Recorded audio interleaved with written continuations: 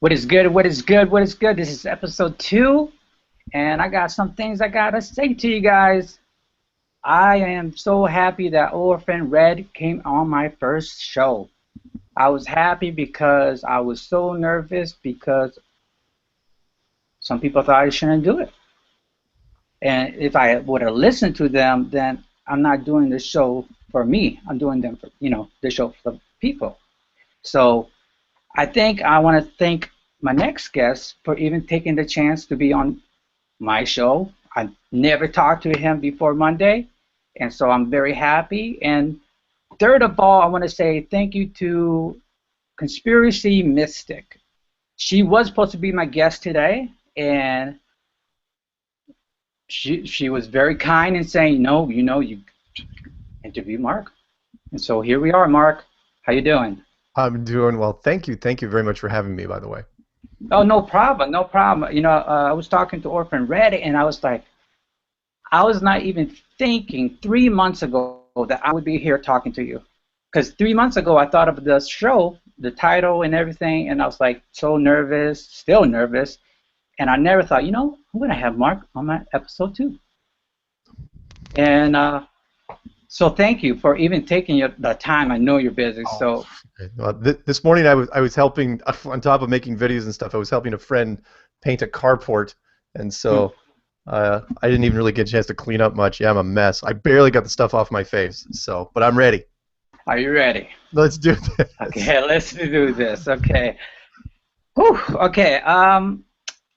What was the first thing you heard about Flat Earth? Like, what was it? Like, was it a newspaper, TV? What was it?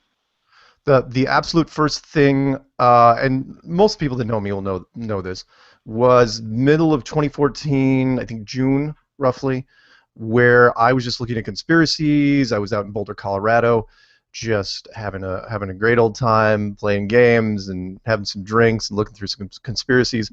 And I got really bored because I'd been doing conspiracies for like 20 years, but I'd never really gone into the YouTube stuff, and so I was digging and I was digging. And I just happened to stumble across something by a German guy. I don't think it was Cesar. I think it was somebody else who was saying that, yeah, the flights in the southern hemisphere, and it was completely in German, so I had to kind of go through the slides. And he said they're wrong. The connections are all wrong. Everything's wrong about the flights in the southern hemisphere. In fact, the only way they make sense is if the Earth is flat. And I go, it's the dumbest thing I've ever heard in my life. So, like everybody, in fact, somebody came up with, and I don't know if it was Marty Leeds or somebody else recently, and it's a great T-shirt, and that is, the question is, how did you become a flat earther? And the response is, because I tried to debunk flat Earth. And that's exactly what I did. I started, looking into it, and I ran into Matt Boylan's video, the one where he was sitting down really quietly, sober on the couch, and I still consider to be, no offense to him if he's listening or any of his followers that relays to him, is like I consider it really his only true, really, but it's a monumental video because he's sitting down. He tells the story about how he was working at NASA and he went to that party and they drew the map on the floor and it showed the UN flag, and he was into it. He didn't get it. He was in his 20s. Anyway, I thought it was a great story, and it really rang true to me the way he told it because he didn't know anything. He was just ignorant. When you're 25 and somebody tells you that, what do you know? And I tried to debunk that story, basically. I said, okay, it's a good story, but there's no way it could be true. And the more threads I pulled on, the more it turned into this, the threads just kept unraveling all these things, and I couldn't get to the end of it, and I worked on it for months. Didn't do anything about it. Didn't make a YouTube video, didn't do anything about it, and I was in the Globe camp, but like a lot of people, I was just banging my head on the keyboard going, there's no way, can't, first stage is always denial. Can't be true. And then in February of last year, it flipped. I can tell you exactly. It was February 10th, 3:30 in the morning. I know people, 33, I know, I get it. But 3:30 in the morning, I woke up, and I was really, really warm, and it was like it was almost like I'd been fighting something for so long, and then I finally turned over to the other side, where I said, okay, I had it. I had the whole narrative in my head, in my own voice, and, I took a shower, started typing immediately, and typed just fluidly. You know, didn't have to backtrack, didn't have to like rearrange paragraphs or anything. My first draft is what I used, and they said, okay, well I've written it down. Now what I do? All right, let's narrate this sucker. So I recorded the whole thing in audio, and then included some slides, put it up on the internet, and honest to God, thought that somebody would shoot it down from the academic community, the science community. Take your pick. Somebody was going to shoot it down. They were going to write me. They were going to call me because I put my phone number up right away, and I thought they would said, well, you missed this, and now you're an idiot, and you might as well just take down your whole channel. I was waiting for that for weeks, just waiting, just holding my breath, and then the strangest thing happened. People really started responding to it, and then all the phone calls started coming. I was being interviewed right away. In fact, the weirdest thing happened to me, I think, not to jump ahead too quick, but the weirdest thing happened to me was when Coast to Coast called, and the clues weren't even 3 months old, and they called me. I haven't solicited anybody when regarding this stuff, and they go, yeah, tell us your pitch, tell us what you're talking about. I'm going, well, how did you know about me? And they said, oh, from Ground Zero. And I go, okay, well, here it is. And they go, all right, what's your book called? I go, I don't have a book. What about your DVD? No. Okay, what about your website? And I go, dude, I don't have a website. I've only been doing this 3 months. And the producer was really irritated. She goes, why exactly am I talking to you? And I go, you called me. I have no idea. And she goes, you know what? You're on the show. Be ready on Saturday or whatever day it was. And it's like, yeah, 2 in the morning. There I am talking to George Norrie. Just, so that's kind of how I got into it. So. Yeah, January 7th was when I got into it in 2016. And for like 3-4 weeks, I didn't talk to nobody like I do now. Like, I can't stop talking, I guess. And I just started looking videos. Like, I'll watch, like Flat Earth Clues, yours, and other. And I was not like, I didn't care who said it, what the channel was. I just wanted the video. Just give me the information. Yeah. So, when people say, Mark Sargent, I'm like, I don't know who he is. The clues. I'm like, what clues? And then it's like they give me the link, and I'm like, hey, I know that. I know that video. So it's just I was so wrapped in the visual aspect of it that I didn't care who did it. Yeah. And Monday we did talk, and I was very candid with you, and I won't go into that, but I so much appreciate this afterwards, and I wanted to say, what is the best advice you can give to a new flat earther? The advice I think has changed a little bit since I first started doing this. Again, I know that there's touting me as kind of like an expert in the field now, but I've only been doing this 18 months. So, my advice has changed. Initially, I had thought, I used the whole Fight Club reference, which is the first rule of Flat Club is you don't talk about Flat Club. So, by that I mean, figure out whoever you're thinking. What I used to tell people is this: however long it took you to figure out Flat Earth, to finally get your head around it, remember those days. Whether it took you 2 days or 4 days or a week, remember that, because once you become a flat earther, your enthusiasm just goes through the roof. It's like, oh, I got to talk to somebody about this. And you grab your first family member, it's hold them by the collar. It's like, Flat Earth, man, why don't you understand? And it's like, you only have like an hour or two or maybe less. And it's like, you're not going to convince them. And people get mad because they can't convince a family member or a friend in 2 hours. It's like, well, of course not. How long did it take you? So, what do you think they're going to do when they see your eyes just lit up, you're talking about Flat Earth? They're going to think you're freaking nuts. So my initial advice was don't rush into it. Don't, choose who you're going to talk to very, very carefully. Don't go into your coworkers or whoever you work with, or don't sit down at a family dinner. And I've got tons of emails from people who did exactly that, especially when the holidays came by, last year. And say, oh yeah, Frank, what are you into nowadays? Well, I'll tell you, I'm into Flat Earth, and I totally believe it. I mean, people will drop forks at that point. So that's what I used to say. Now it is, if you're new into Flat Earth, everything in moderation. I know it's an old saying, but it's true, which is pace yourself. Because what I'm seeing now is that people get into Flat Earth, get super charged up because they're going absolutely full steam ahead. I know it's easier said than done. But pace yourself, because I've seen a lot of people get burned out. They'll be like, you know what, I'm out. Well, not forever. They'll say, you know what, I'm out of Flat Earth for a while. I got to go do something else. I got to get my mind off this. and they'll say, well, I'm leaving for a month or two. 8, 9 days later, they're back. And it's because they realize, because your perspective on the whole world and everything in it changes. I've tried to tell people, it's like, once you go, I know this is not one of those black go back things, but once you look at the flat Earth, that's it. You're not going back to the globe. I know there was one guy actually recently that said that he thinks he's going back to the globe. Not Tiger Dama, another guy recently, but I don't think he was that committed to the whole flat Earth thing in the first place. Maybe he was, but the point is 99.99% of people don't. So my advice now is just, keep your energy levels. Don't get so excited and so thrilled that you burn out too quickly, because it's a little bit of a, it takes people longer than others, and it's a fun road if you can pace yourself. Was it slow and steady wins the race? Don't expect that you're going to walk down to, and I'm not picking on anybody in particular, don't expect that you're going to go down to Jet Propulsion Laboratories or Kennedy Space Center or anything with picket signs or cans of gasoline and road flares and just start burning the place down. That's not how this thing's going to work. This thing is how it's going to break open is through information. It's not going to break open through just physical means, not like the old ways. The new ways, I think, were put in place for a reason. I think that's where we're headed. Yeah, I was when I first started again, I was very discouraged, and so you don't have a lot of people to really bounce your ideas or information. And I remember there's a subscriber who I would not name, but it was well known back then. And I asked him, I'm like, I'm going to start doing videos. Should I start making videos and everything? And he was very negative and like, no.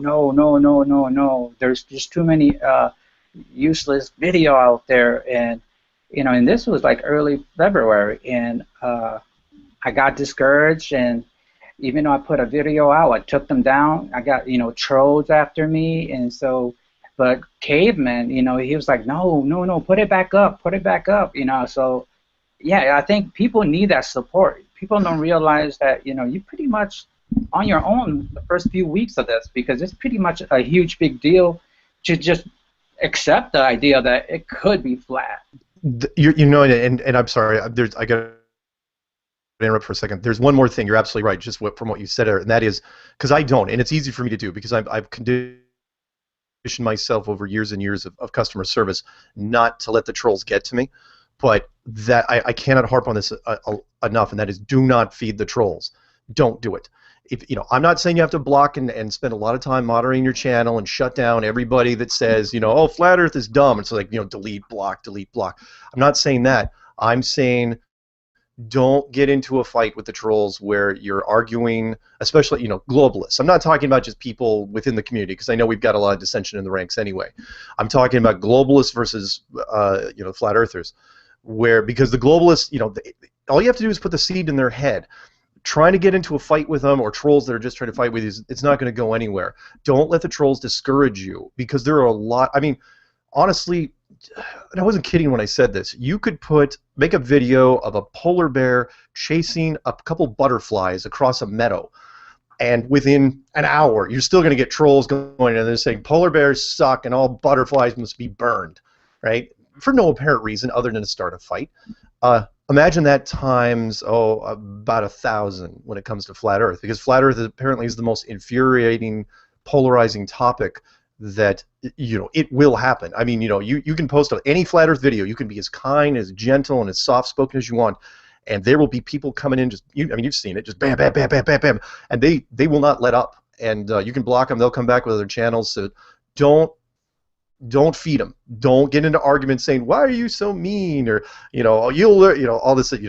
Don't do it. It's too tempting to do. And I've watched people get really, really discouraged, and I've watched people get break down and cry. It's not pretty. So.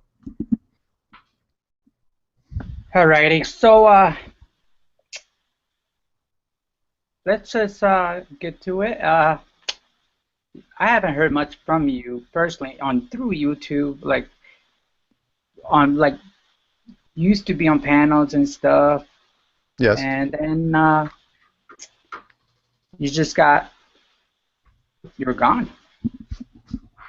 From the panels. Yeah, from the panels. I used to see you every Monday. Right? I know you're trying to be nice. Go ahead. All Ask. right, all Go right. ahead. So, Ask. all right. So, You I want to mean, know we why there was some dissension in the ranks at some of the higher levels. You probably yes. want to. So, and I was gonna ask you.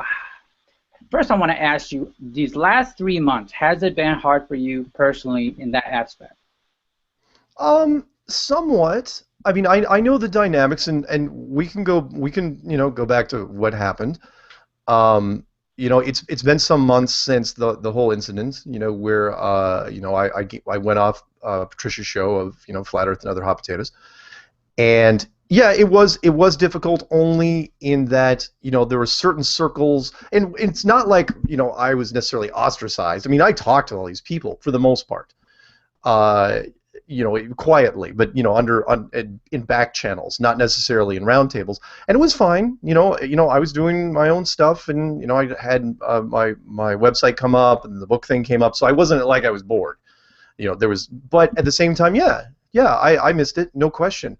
But there's an old saying, and that is, it's used in movies also, and that is, it's not if you're knocked down, it's what happens, when you pick yourself back up.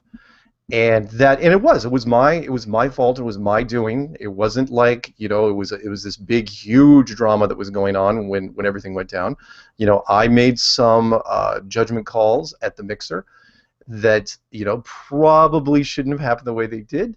And, I took the blows for it. At the same time, do I have any regrets? No, not really, because everything. I still believe in everything for a reason, and everything's part of a grand plan, and there's redemption in it all. So anyway, sorry, I'm kind of going around in circles here. Yes, I was felt a little out of some circles, but at the same time, I was, there was no way I was going to let my motivation and my enthusiasm go down. I was still doing my Strange World shows. Still interviewing a whole bunch of people. I was still being interviewed by a bunch of people, and the other projects never slowed down. So it was just different. It was the circles changed, but I think the whole energy of the Flat Earth community, just kept getting stronger and stronger. How's that? Do you think that divided the community that was at that time?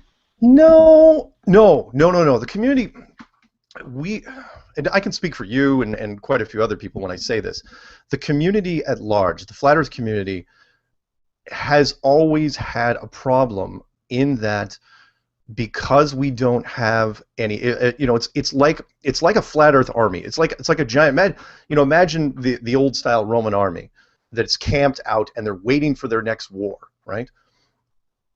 There's only so long you can camp out. If you don't get an opponent, if you don't get someone coming at you from the other side, something where you can unify against them, you are going to start getting a little dissension in the ranks because the people get restless, and the army has gotten restless, no question. I mean, I've listened to some of the roundtables that are out there in the hangouts. I mean, the troops are, they're chomping at the bit. I mean, I've got guys that are just begging. They're telling me, whoever you get to debate next, don't do it. I want first crack. We're looking for people to go after, not necessarily Neil deGrasse Tyson. That's the holy grail, but anybody in the academic community. And because we're not getting those people, I mean, you don't know how hard it is. A lot of people may be listening to this, how hard it is to get people to debate you, because anybody in the academic community, anything with a master's or higher, they don't want to do it because they don't want to risk, putting themselves out there. Like, forget if they lose. What if they just don't make a good showing, or if they're, because the academic community is such a tight-knit group that it's all about being published and reputation. So you want to get caught debating somebody on Flat Earth? Most of them don't. And so, in fact, I did the one the other day where I was going up, and we have to go up against some of the other conspiracy guys. Like, I went up against Stanton Friedman. I was supposed to go up against Richard Hoagland. He backed out entirely, and they dragged in some other guy who had just gotten out of prison, who was a debunker himself. It's like, why did you pick him? It's like, we couldn't find anybody else. So back to your point. There has been some circles and posturing back and forth, but that's always been there. When I was with Patricia, people were, some people, as many people would say, oh yeah, I loved you being with Patricia. There were other people saying you shouldn't be with Patricia. And the Patricia's, this, or Patricia's that, and I've got my own opinion on her if you want to ask me later. The camps, as personalities develop, the camps will be, they'll always be. Eric, for God's sakes, he made an enemies list in day one, and he's never taken it down. What was the Flat Earth Wall of Shame or something like that? And he has almost no allies in the community. Matt has his sort of own camp, which is really, it's really odd. And what he does, Jaron and Bob, they're kind of neutral, but they kind of do their own thing. It's, in some ways, the division, it's not necessarily that it produces competition, but it does keep the energy levels up. Yeah, some people say, well, we've got to be unified, we've got to be unified. Yeah, I think we will be unified, but it's going to take something outside of us to do it. It's going to take somebody launching, an all-out assault against Flat Earth before everybody, joins forces. That's how it usually goes in the movies and television. That's the best script, right? Everyone, has these different personalities, and all of a sudden, your common foe shows up, and everybody, rallies their forces against them. That's what I'm betting on. That's going to happen here. Yeah, I last episode I talked to Sasha about this. Jeff Stewart has a great video. It's about the camps. And I was against, no offense, we talked about it. So, and it doesn't. I was blinded. I was, I don't know, just not peer pressure, but just well, if you like Mark, then you're not one of us, right? And that's, it's sad to say that, but it's just that's the mentality of, well, if you say anything good about Mark, then you must, you must be for that side, so you can't be on our side.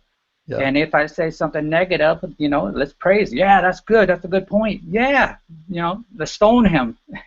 Whatever. It's kind of like, I know you're old enough to maybe remember. Do you remember the great '70s movie called The Warriors?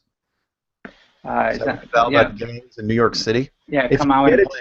If you get a chance, watch that, because the whole premise of the movie was that somebody came forward and said, why are we fighting over our little piece of turf?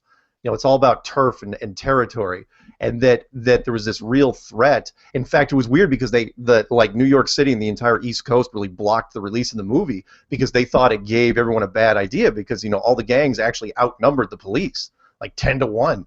So why in the world would you release this movie? Tell them it's hey, if all the gangs unite. But yeah, I totally get the camps thing, and it does create some division, but at the same time, it creates so much development in the subtle nuances of it. It's not. Let's put it this way: it's not a boring community by any stretch. Sorry, excuse me. I just, again, my problem is the division is so thick that I shouldn't have you on my show. You see what I'm saying? Mm-hmm. You see, I can't have you with my show because I'm going to be labeled as such and such and such and such and such. You must be something because why would you even have him on your show? Was something happened 3 months ago? Yeah, and I don't friends for this too. I'm gonna lose some friends for being here too. Okay, no. Here, I might be able to let both you guys off the hook here. Look, because I've said this in other things. Look, if I was looking out the outside and saw me doing what I was doing, look, I would have suspicions as well. Everything that I've done, on top of coming up with the clues apparently out of thin air, which actually happened. I don't, some people say, oh, it's divine, and I've had some really wonderful Christians say that I was shoulder tapped by God. I don't know if that's necessarily true because I haven't gone to church in a very, very long time. But everything that I've done so far has been unsolicited. Every interview that I've done, the book thing, the apps thing, the podcast, I haven't called anybody. Everybody's they're calling me. It's hey, would you want to do this? Hey, do you want to do that? And from the outside, you bet, it absolutely looks so suspicious, and I don't blame anybody for being oh, that Mark, he's sketchy. Oh, man. I don't blame anybody, and please, anybody who's listening to this, don't ostracize the people that are interviewing me. They're not. It's not that they're endorsing what I do. It's just they want to talk to me about it, and I have yet to shy away from really any interview. I don't care what it's. I've done church interviews on Sunday. I've done Jewish interviews. I've done a women's show. So I don't really care. All I really want to do is get the word out. I still, I believe this thing is absolutely 100% real, and I'm going to take it to the end of the line. So, there's going to be haters. I will quote a very young but very wise woman who once said, haters going to hate, hate, hate, hate, hate. We all know that song. But it's very, very true. There's nothing you can do. There's nothing you can do to stop them. All I'm trying to do is minimize the damage and, you know, just put myself out there. It's like, look, ask questions. I'm about as transparent as you can get. So, and I'm sober as far as I know. Yep, sober. So, did you want the video of the mixer, did you want that to get out or no? I did. You did? I absolutely did. I absolutely didn't want to get it. I wanted to get it out. I wanted to create, I'll be the first one to say, I wanted to create more character development. And I'm not saying this like everything's scripted. Everything is not scripted. However, all the world's a stage, and it's fun to put a little pizzazz into things when you get a chance. The mixer did we set out to do it? No, we did not. Because we didn't even know who was going to show up. I'll be perfectly blunt. When I first went to the mixer, because mine was up in Seattle. First, I was supposed to get this out of the way. I was supposed to go down to Houston and be with Patricia for that mixer. That was the initial offer, and I said, I don't really want to do it. And then Robin Poe, everyone knows who Robin Poe is, hopefully. She was going to do the one in Seattle, and she seemed like she was kind of busy. And I said, look, I will just do it. And I was kind of nervous about doing it, as blunt as I can here, because JL Forbes told me she was going to come, and Marmar Queen was probably going to come too, and there was and one of their friends, I think her name was Jen as well. So three women were supposedly going to come, and I had a funny feeling that Matt might try to tag along, Matt Boylan.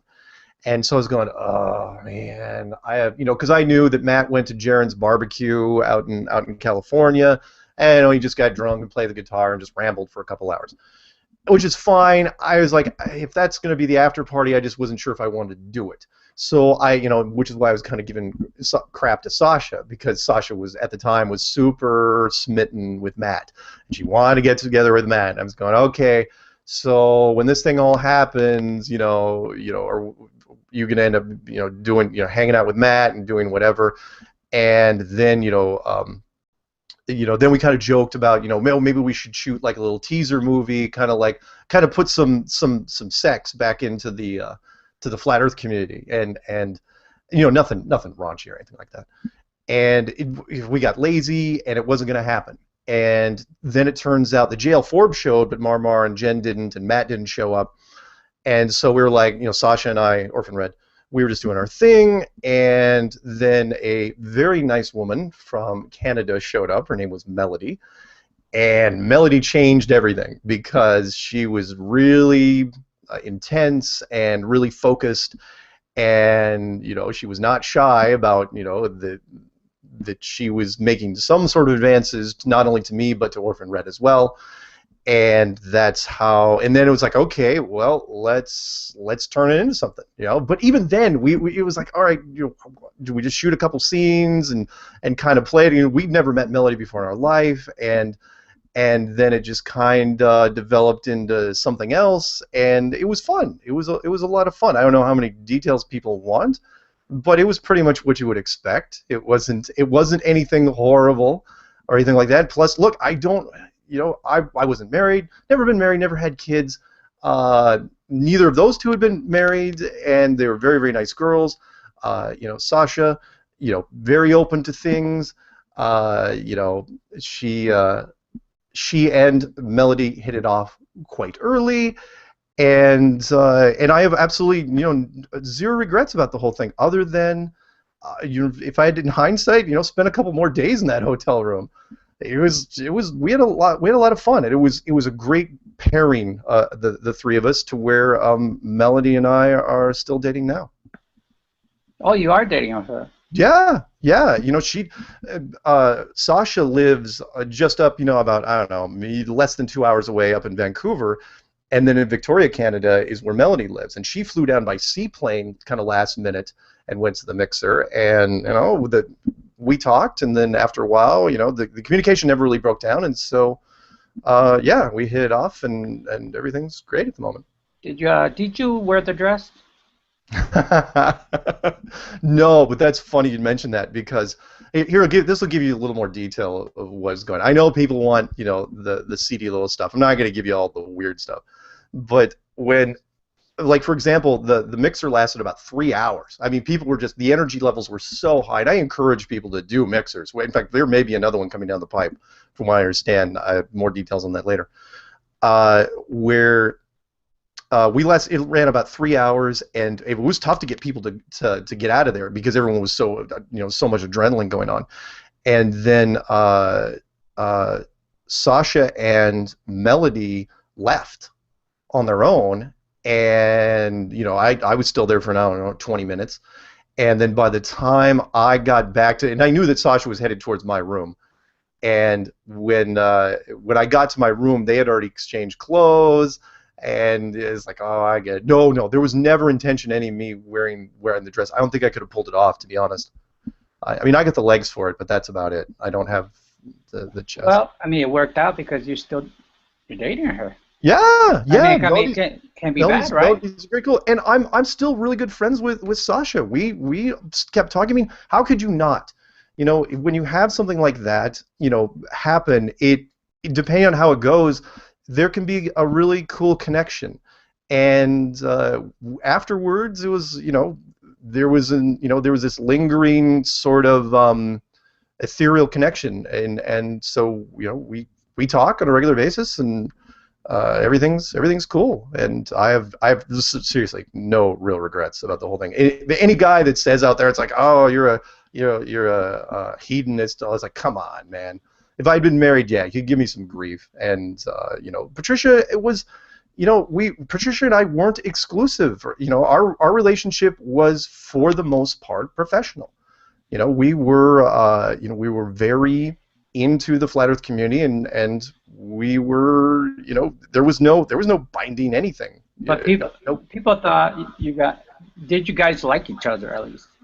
We did. Or was it just professional, like you just said? Well, we liked each other, but it was different. It wasn't the normal things. When we would spend, and we kind of joked about it, that we spent so much time Skyping and comparing flat Earth notes because we were so enthusiastic about the whole flat Earth thing. I mean, seriously, you guys would have thought. I mean, we were the biggest flat Earth nerds there ever were.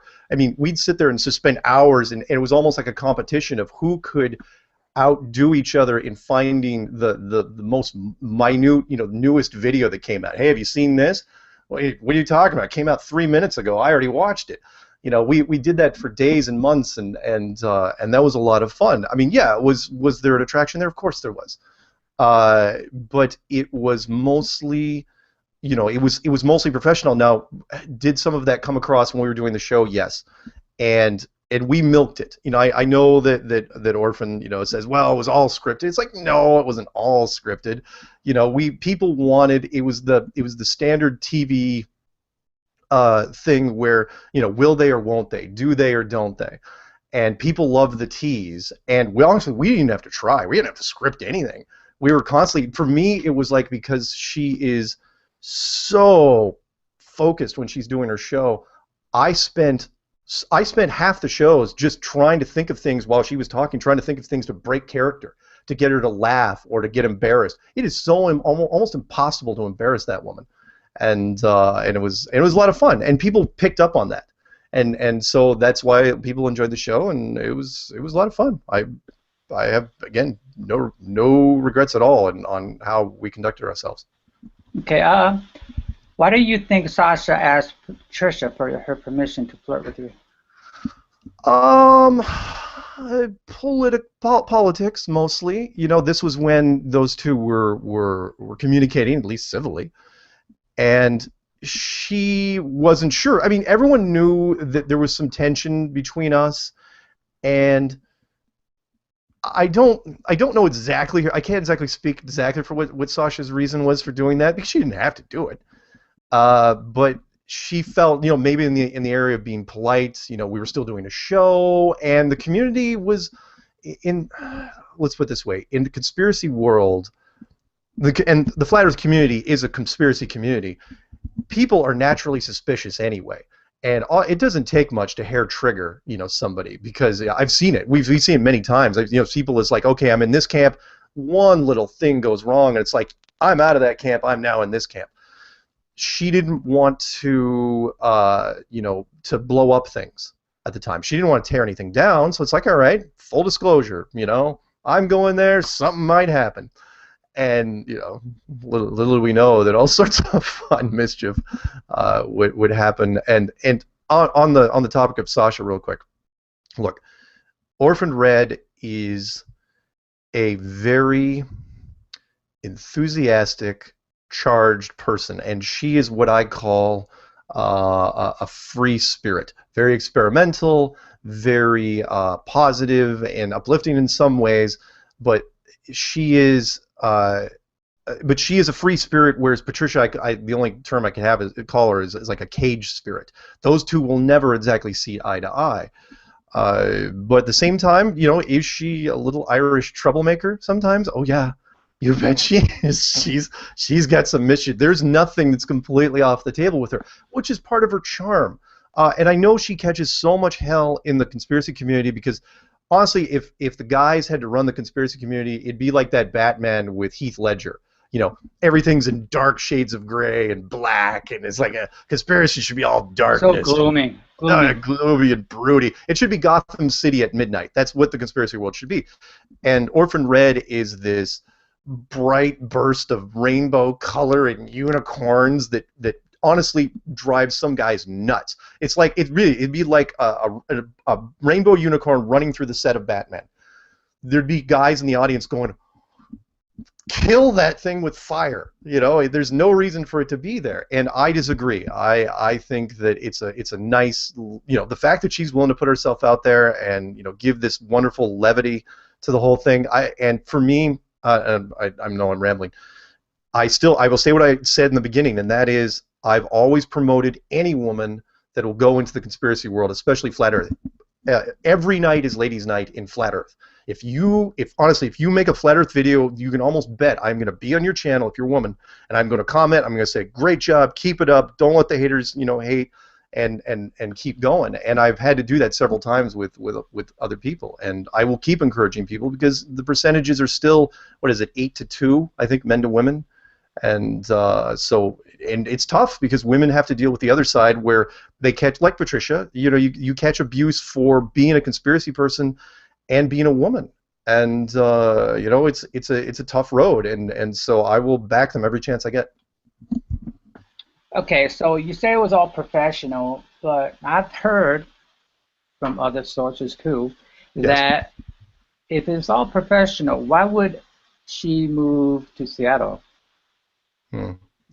Well, okay, professional, yes, but everyone's got their own motives for personal relationships.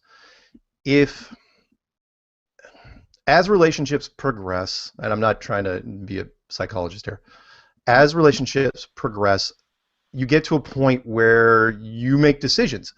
And even though we were very, very professional and very upfront about our things, it was like, well, maybe we should take this, maybe this should go to the next level. And it just didn't work out that way. There were various circumstances, and it wasn't gonna happen. And she was in the stage of her life, like quite a few women. I've never been married, never had kids.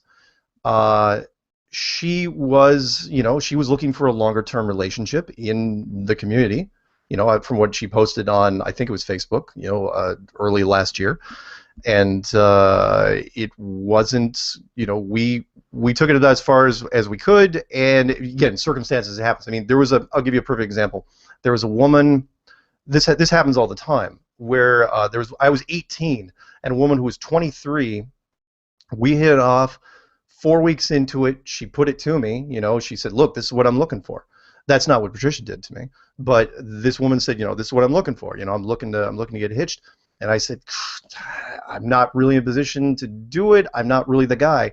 And I mean, within 48 hours, she wasn't taking my calls anymore. So that didn't happen with Patricia. We were, she was talking, to several people. She was in way more social circles than I was. Plus, she was a night owl. So when, sometimes when she get off with me, because I go to bed fairly early, I'm not I'm not a night owl. She'd be talking to other people. So if she had other relationships, or other little ties, things going, it's her prerogative. And if this works out with Antonio, and I'm sure it will. Sorry. Stop. If that works out with Antonio, then great, happy for her. People, if that's what they're looking for in life, I'm a big believer of you find contentment wherever you can and you hold on to it. But she was going to move. She wanted to move to Seattle. At one point, she was considering it. She was considering it, and it just wasn't going to work. So it was what it was. Were you planning to move to Houston? No. No. No, I know. I'm not a. And of course, it'd be hypocritical of me to say that if it wasn't a cooler place, I wouldn't have done it necessarily. But Houston, I used to do business travel over the United States, and Houston, she'd be the first one to tell you, Houston is not a fun place. It is not to pick on people who live in Texas, but Houston, not so great. It's not one of the favorite destination places in the United States. I want to thank whoever asked that question. Jibby passed it along. Thank you, Jibby. Okay, so who all knew before the mixer that skit whatever that thing was? Was it just you and Sasha? Yeah, because we didn't know who was going to be involved. Like for example, if Matt showed up, nothing would you would have seen nothing, because no one would have shot anything, with the exception of me. Oh, you know what? Come to think of it, if Matt would have showed up, because I know that he wanted to paint Sasha, because he likes painting women, it was like, and she wouldn't actually have been a bad choice. Somebody would have probably filmed that because he loves getting things on camera. So yeah, if he would have painted Sasha, now I don't think he would have done that in a hotel room. I don't know how exactly he would have pulled that off. He would probably would have had her come back down to California, where he is now. But no, nobody else knew what was going on except for me. And even then, we didn't know we were going to do it until the very last minute, and then it just kind of, and honestly, I had enough wine at that point. I had forgotten a couple, that Sasha even had the camera running in some instances. So luckily, everything kind of panned out the way it did. But there was no other tape. If anyone was asking, it's like, wasn't there anything else? Where's the real tape? It's like, no. There was no real tape. She put down the camera, and that was that. Okay, so Sasha did claim that she asked for permission to flirt you with, so Patricia would know about what was going to go down that night. Well, only in the capacity that, look, if you put Sasha in a social situation with anybody, there's always the risk of something, because she's a very, she has a certain zest for living. How's that go? That's about as delicate as I can be. No, Patricia didn't know that we were gonna make a skit tape or anything like that, nor would she even approve of such a thing. If you saw the thing of her Houston mixer, it was very elegant and very. In fact, she didn't even release that much. I mean, when I saw the highlights of her thing, it was very, very structured, and she was very good about how she presented it. It was way more subdued than the Seattle mixer. Okay, and I got one more question about it. Yeah. Why in the blue and green flat Earth did you not listen to Patricia when she said do not release the video? Why didn't you listen to her? Because it seemed. All right, I rolled the dice on this one, and again, I took the heat for it. I didn't listen because I knew that any blowback from it, and I still stand by that even now, was going to be limited. Meaning, yeah, I was going to catch a little hell for it, and Sasha was going to catch some hell, and Melody wasn't going to really catch that much hell because she was brand new to the whole thing. Patricia was, but I didn't think it was that people would take it. Yeah, I didn't think that they would necessarily paint her in a bad light. So I am sorry about that. But at the same time, it blew over fairly quickly, and I mean, yeah, people still talk about it, but I still think it adds another nuance that from the outside, let's put it this way, from the community standpoint, looking from the outside, how many other groups actually even have a rumor about something like that? Nobody. You know, this was something. It's like, wait, you know, even I won't say that it was free advertising for the flat Earth, but wasn't it? You know, people like look on the outside. It's like, look, flat Earth sex tape, or rumor of flat Earth sex tape, or hey, Mark Sargent related to, or Sasha or Patricia related to sex tape. It's like there wasn't a sex tape, but it's still a great little teaser. And when the people look in, yeah, of course, people inside the community say, well, oh, you know, it makes us look not that serious, and we're joking around. And so it's like, come on. You know, we did a Flat Earth Awards show, and Patricia and I did Weird Hat Day, and you know, all this other fun stuff. And you know, everyone's got their own personalities. I'm not gonna second guess myself on this one. I still think it was in the end. I think it will only help the depth of what we are. Yeah, and I mean, this goes back to where I said, you know, there's still a stigma to what happened. Sure. And, you know, people look at that like, oh, that Mark.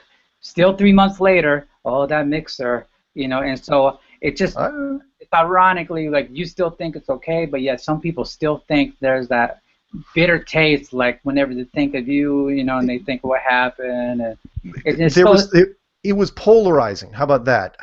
Where, yeah, the Christian community gave me the most grief. I got two sets of emails. One from the Christian community that said, from a moral standpoint, it wasn't the best move. I'm going, really? Because you find me something in the Bible where it says you can't hang out with a couple Canadian girls in a hotel room if you're not married. It's just me. Now, yeah, it may not be your average garden variety Friday night run through, you know, that people, you know, do on the weekends, but the other side of it was, and I read a few of them on my show, but I got a lot of emails from a lot of guys, and I know it's cliche, and it's like doesn't make it right, but I got a lot of emails saying, right on, man, way to represent. Now, was I representing? Not necessarily, but that wasn't my intention, but it did polarize it in that regard. It gave me a more human approach to it, you know, a more down-to-earth thing. It's like, yeah, Mark has flaws. Mark, you know, at least does stuff. I will say this. How about this? You know what happened after that? And now people are going to say, oh, no, this is absolutely deliberate on his part. The secondary result was, yeah, Mark may have been caught in the mixer doing something, right? Yeah, but he wasn't an agent anymore. For the most part, that agent talk went way, way, way down because agents don't do that sort of stuff. Agents, you know, if I'm some sort of counter intel or co-intel pro, whatever they call it, I wasn't that. That whole chant had died down, and then I just became just another guy. And again, wasn't married. Come on, never been married. It's not like I had child support where I had a bunch of kids. It's like, look, I'll put it to anyone that's listening right now. If you go and have dinner and drinks with a group of flat earthers and two attractive women who are, you know, into each other, want to hang out with you. Come on, really? You're gonna turn them down? They're coming to you as like, hey, you know, really? I'm gonna walk into my room, right? See these two just, you know, wine and, you know, having a great time, and I'm gonna say, I'm sorry, ladies, you gotta go. There's the door. Really? Really, you gonna do that? Tell me, hey, any of those guys out there, raise your hands in chat. Say, oh, I totally would have done it. Liars. Yeah, I'm going to change the subject. I don't want to. Okay, all right. I don't want to answer that question. All right. I got a question from Turbo T Bag 80, and he would like to know: Do you still stand on the protecting NASA's job according to your documentary? You mean should NASA be burned down to the ground? Or not? Is that what he's asking? I don't know. I mean, the question was, do you still stand on protecting NASA's job according to your documentary?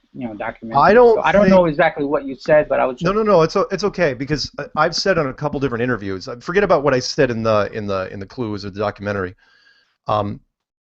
NASA has an accountability here. No. I still believe that NASA should lose their jobs. Do I think they should all be tried for fraud and put in prison?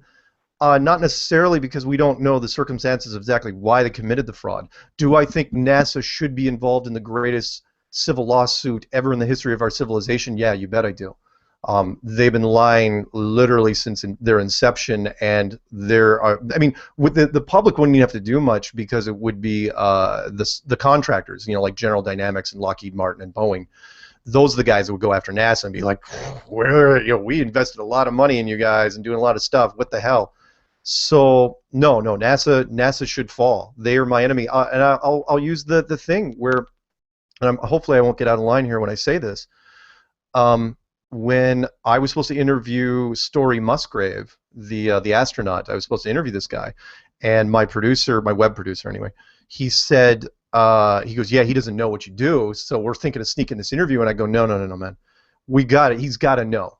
This has got to be a fair fight. He's got to see me coming a mile away, and if he still wants to stand there, he can.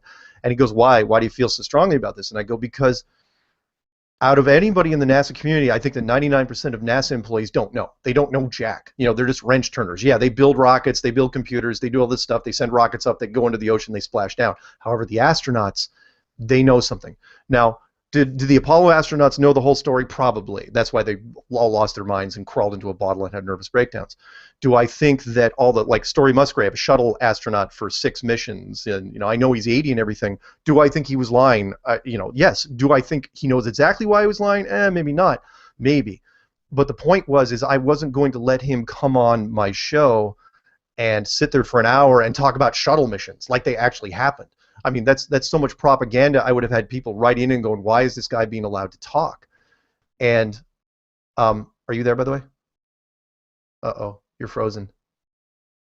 Can you guys see that? I'm good. I can see you.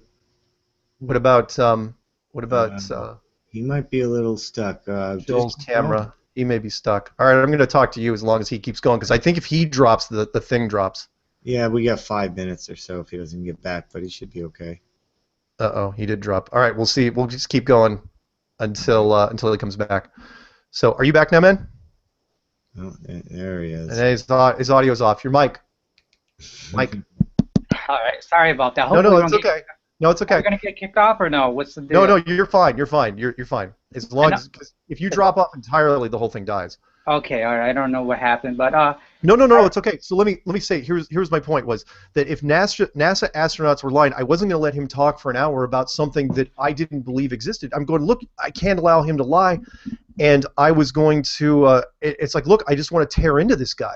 That's how strongly I feel about going against at least the guys in NASA who knew. It's like, and I'm not promoting violence, but I'm going to say this. It's like, look, I want him. I didn't want to just destroy him in a debate. I wanted him gone. I want him removed from existence because of what he's done so far. And I felt so strongly about it that there was no one who was going to be able to talk me out of that. I was going, look, I'm going to attack him. I was going to attack him, and this thing's going to be over. And so I said, give the interview to somebody else. Give it to somebody else. And so I buzzed David Weiss, and I go, look, maybe you can think of a clever way of going into this. He's going, what are you talking about? I'll tear him apart in the first 5 minutes.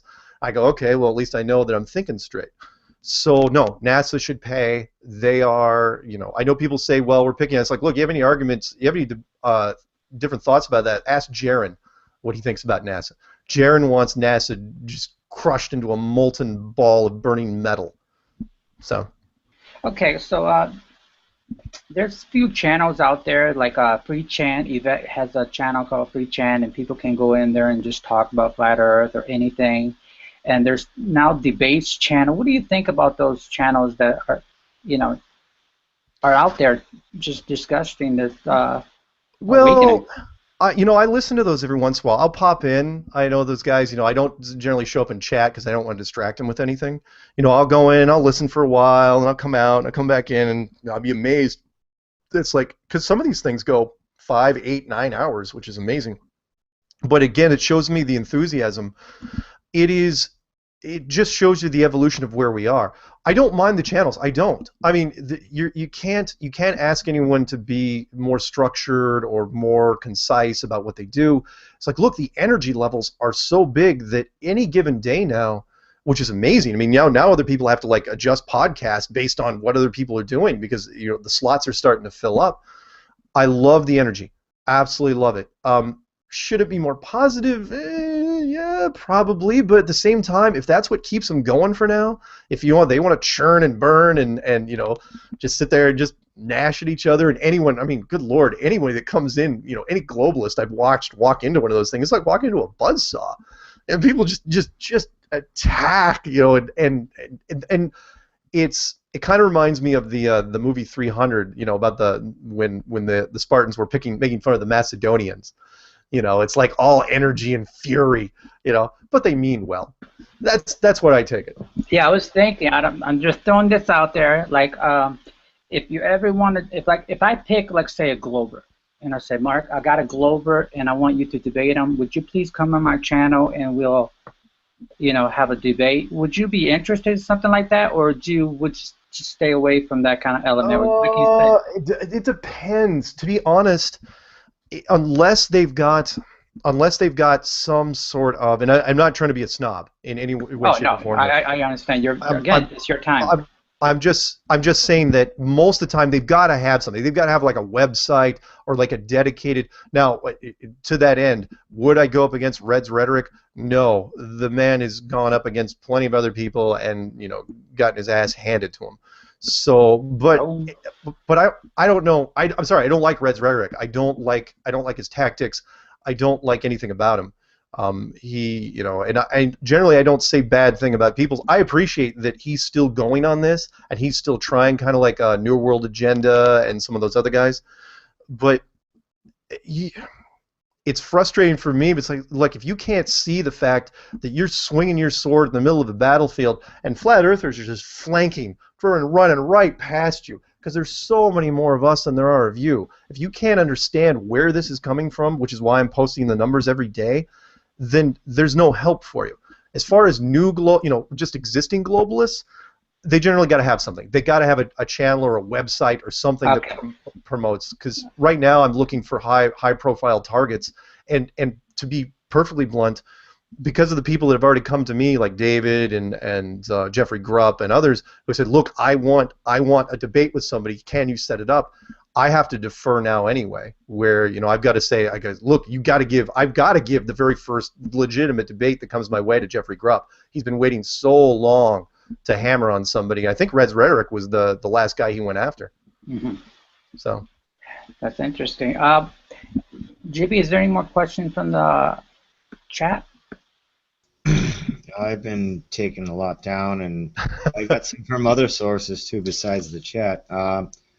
One of them was from Very Hard Flat Earther. He does a lot of work with his P900. He's a friend of mine. Wanted to know, can we organize one definitive test to end all of this debating? Like one definitive test. Like if this test is true, how could we debate this anymore? Yeah, and we're working on that. I mean, other people have already kind of done informal tests. Honestly, the curvature tests that have been done already, I consider them to be pretty definitive.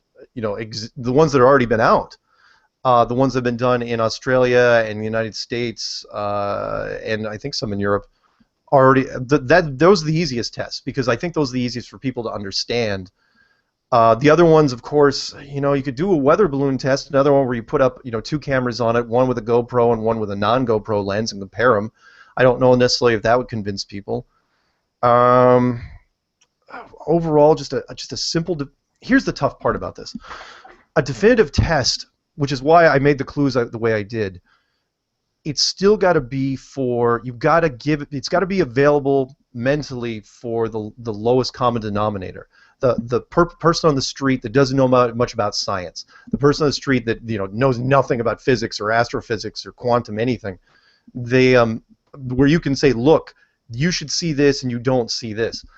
I think the easiest one right now, which is why everyone's been gravitating towards it, even though I still like the moon one, the moon temperature test I think is brilliant, but it doesn't prove flat Earth, is the curvature test. So my thought was initially, and I've been talking to several people outside the community about this, about trying to get something funded to do it and get it actually put on high-end video and put out there. My favorite one would be it's sort of like it's a version of the curvature test, and it goes something like this, where you go to, and Rob Skiba kind of went down this road already. I think he was close, where you go to a professor, a university professor first, and you talk to him about, and it doesn't matter if he's professor in optics or geography or whatever, and you say, look, based on the 8 inches per mile squared formula, if I look from this beach to this point over here, whatever it is, should I be able to see it? You make sure you don't, whatever professor you're talking to, you do not bring that up first. You're basically blindsiding them, right? You're trapping them, and you say, tell me what, tell me, can I see this point over here, point B? And he usually say, based on the curvature of the Earth, you document it. No, you cannot see it. And then you take your camera and you shoot it, and you go, I can see it. And he go, well, it's got to be a mirage. Fine. You take a boat and you drive, like Rob Skiba did, over to that point, and you say, look, I can still see it the entire way. Or you shoot a time lapse of it, and it's like, look, here's weather coming through. It's going to darkness. I can still see it. It's obvious, that's not it, or it's actually real. The other thing, of course, which we don't have access to because we don't have access to military technology, was the Navy guy that I interviewed, who said that he could see, which nobody's still done yet, and I still think it's a really good idea for a definitive test, is use infrared binoculars, which are a little tough to find, but you can get them, where you look at something across a body of water in infrared. And the Navy guy that I was talking to goes, look, infrared doesn't lie. He goes, that is the truth. The heat signature does not lie. You can say all you want about mirages, but mirages are just mirages. The heat signature means it's really, really there. And so far, nobody's done that. Somebody talked about it. One of Rob Skiba's friends last year talked about doing that in Chicago, and nobody's done it yet. That's probably the next big test. Would do something that nobody's done, which is an infrared photography video test. That'd be the way I'd go. Did you hear about I think Brian Mullen? Sorry if I butchered his name, but about the force the line. Yeah, he forced the line. What do you think about his project in trying to force that line? To be honest, I don't remember exactly which one that was. I've listened to a lot of his stuff. Was he? Do you remember? Was that another curvature test? Yeah, Jibby, are you familiar with that? The force the line. Somebody put that in chat and kind of summarize it. I believe Brian Mullen, by the way, is a big asset. I love the fact that Brian Mullen's in this, and that he, from a structural engineer standpoint, he comes at it and says, look, he goes, I know everything about structural engineering. I know what's going on. I mean, it coincides with some of the guys I've talked to. He's going, nothing that I do suggests a curve, which is, I still think the testimony experts, which I do on my playlists and on my channel, I still think they have a lot of weight, and they're gonna add to something in the future, which is nobody has come out against these guys that have done their testimonies, whether it be Army, Navy, Air Force, Marines, whether it be engineers, whether it be surveyors. I still think the surveyors one is brilliant. Most people don't know that there's two types of surveyors in the world. There's a planar, Planar, yeah, planar surveyor, or ER, doesn't matter, and a geodetic surveyor. Planar surveyors account for 95% of all the projects that are done on our world. But it's literally what they say. Planar surveyor means that they treat every project like the world is perfectly flat. Why would you ever say that, right?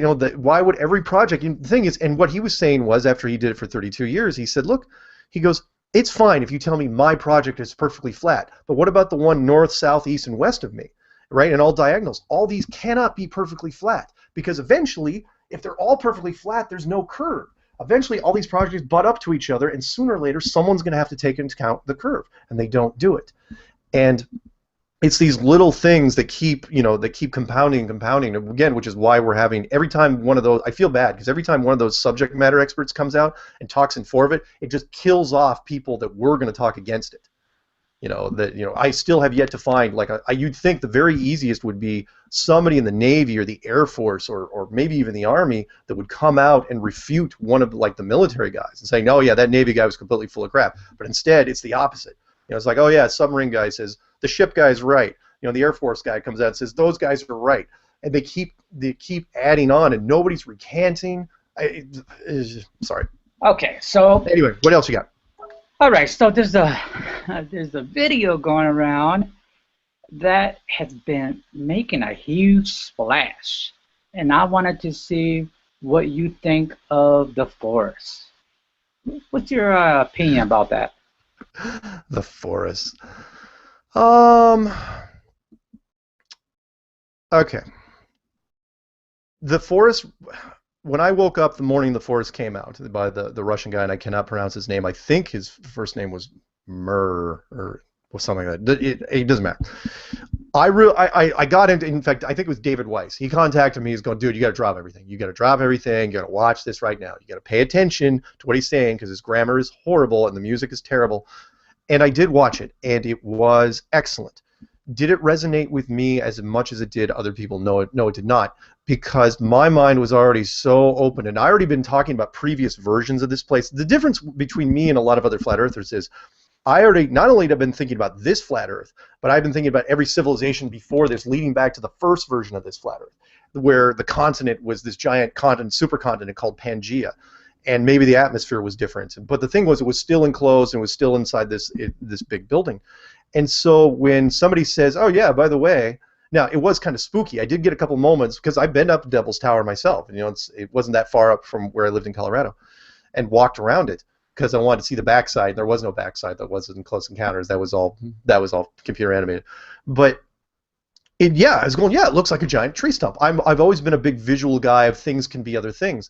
So when I saw that, I go, really, really cool. Did it surprise me? No, it did not. Because it's going, yeah, sure, giant trees. Why not?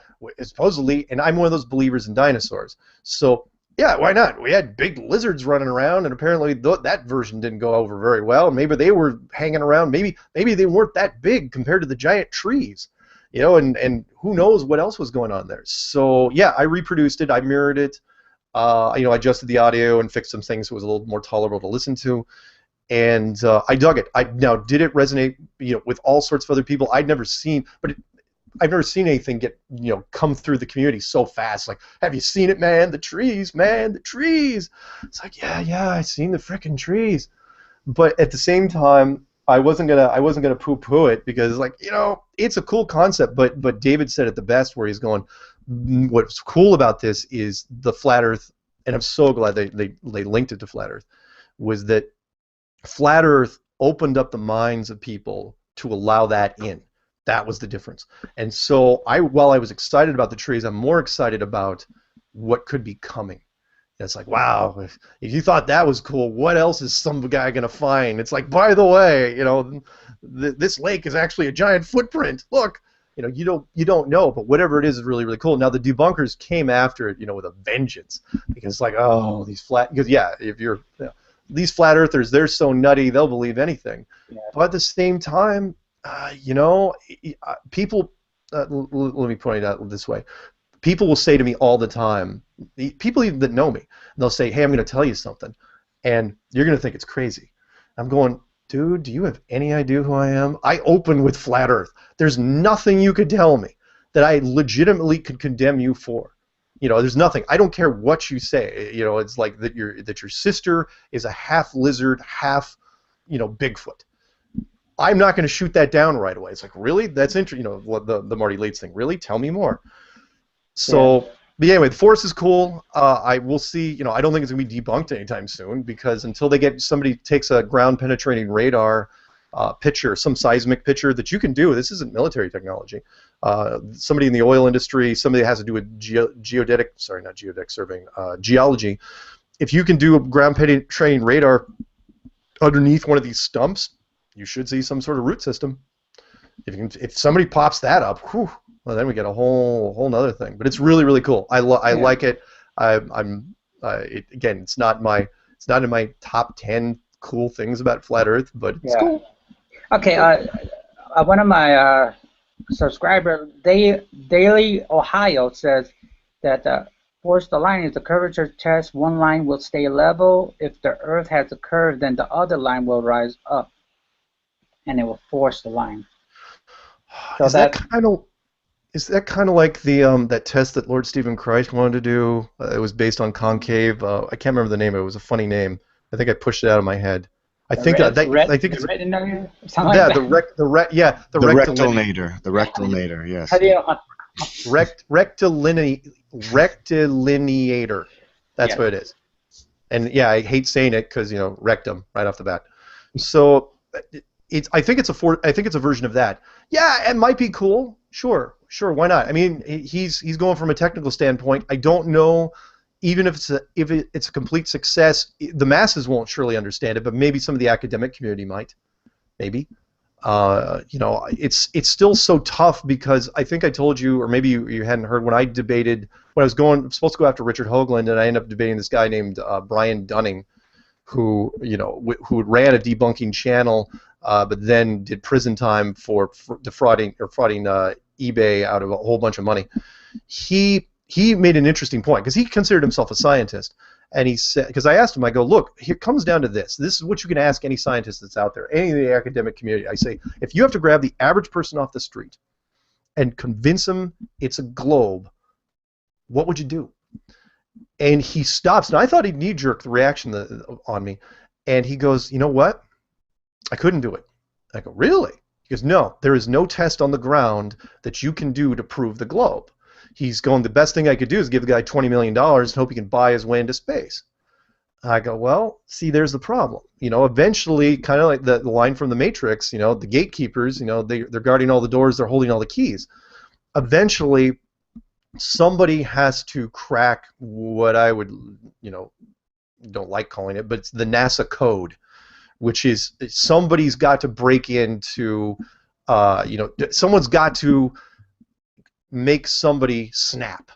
Maybe an ex-NASA tech who's on his deathbed, who you got jilted out of a whole bunch of pension, or I don't know, whatever it is. Some guy's going to have to say, you know what? Yeah, it's absolutely right. Because there's only a few guys out there. It's usually the telemetry guys, the guys that control the data. There's the irony for you. It's not the guys that turn the wrenches. It's not even the astronauts. It's the astronauts. Yeah, the astronauts are actors. But it's the data guys, the guys that are controlling the telemetry, that are relaying the data to the rest of the people. NASA even created a subgroup called the Atmospheric and Transportation Safety Bureau, and those are the guys that you have to, if you're going to put up a satellite, those are the guys you have to register the satellite with. It's brilliant because supposedly there's only so much space in the sky to put up a satellite. It's really cluttered up there, even though you can't see them. And you post, you give them all your data, you tell them exactly what your package is, when you're sending it, all the frequencies. It's like, really, you're giving them everything? It's like, yeah. It's like, and I joked, it's like, with that much data, they could fake, you could fake anything you wanted and get everything, who's to say it just doesn't get hijacked from that point. And there is no, you send the rocket up and it gets to a certain point, NASA takes over the signal, and they beam you whatever data you want. Ta-da! That's it. That's your whole thing. So anyway, my point is that NASA is still the only real, the only thing that because it's their own Achilles heel, which is NASA spent so much time promoting their stuff. Now it's like every freaking day.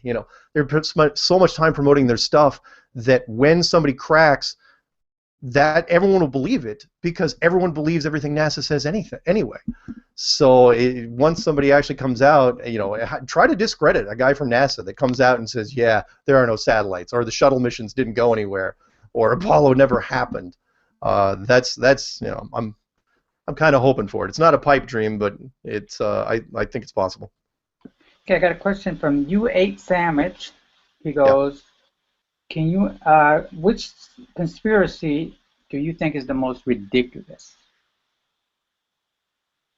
That's a tough one, because I used to think flat Earth was the most ridiculous conspiracy. It is the most ridiculous one. Second to flat Earth, like conspiracy that doesn't make any sense. Well, okay, all right, I'll give you the new one for me.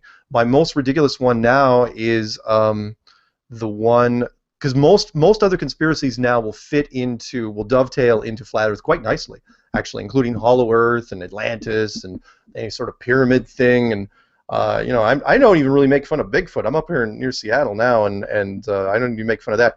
The one that doesn't it's not ridiculous to me, it just doesn't make any sense anymore, is to bring his name up again, Richard Hoagland. He was the only guy I felt bad for when this whole thing came out, because like he promotes bases on the moon, and then we have millions of people on Mars and all this stuff, and now I have to come back and I go, no, you don't. You don't have anything on the moon. There's nobody on Mars. And so it's not ridiculous, but it's not real. I don't think. Seriously, tell me that guy that wrote in. Ask him what does he consider to be a ridiculous conspiracy now? Now that flat Earth is out, is there anything that is chupacabra? Is that ridiculous? Is the royals being part of an alien race? Is that ridiculous? I don't know anymore. I can only tell you what isn't feasible, but I don't actually look at conspiracies anymore and laugh, because most conspiracies I think are real for the most part. I mean, take your favorites. JFK, absolutely inside job. World Trade Center, let's pick on Building 7. Sandy Hook, was there any students there at all? Boston bombing, look, I dealt with pyrotechnics a lot. Nothing happened at Boston bombing, except for people tore up their own pants.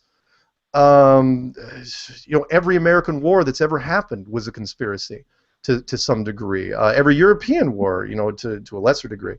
I can't think of anything that sticks out as something so outlandish. I mean, the Bermuda Triangle. At this point, even that dovetails into flat Earth. I mean, could it be part of the mechanism that we're in? Is it part of a leftover civilization that's just went horribly wrong, and people that fly over it, get punched into another dimension? We don't know.